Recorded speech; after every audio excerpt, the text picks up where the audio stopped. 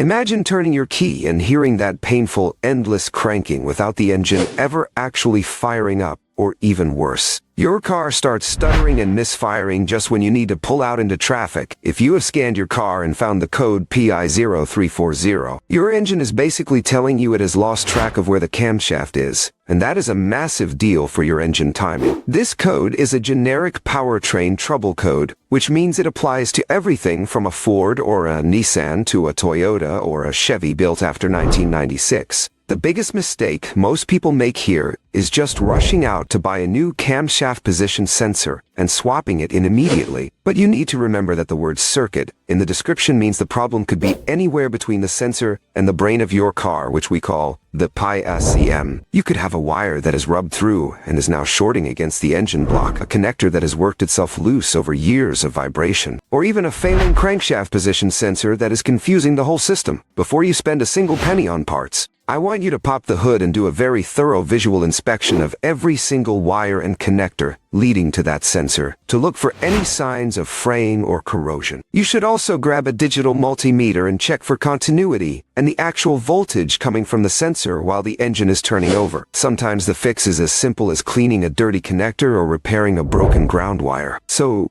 take your time and verify the circuit integrity before you decide the sensor or the engine control module has gone bad, because diagnosing it correctly the first time is going to save you so much frustration and money in the long run. If the wiring checks out perfectly and you are still getting a hard start or a total no-start condition, only then should you look into replacing the sensor itself. Always keep in mind that these sensors rely on a clean signal, so even a bit of oil gunk or metal debris on the sensor tip can cause this whole headache. It is all about being methodical and checking the basics first, because jumping to conclusions with modern car electronics usually ends up being a very expensive guessing game that you definitely want to avoid.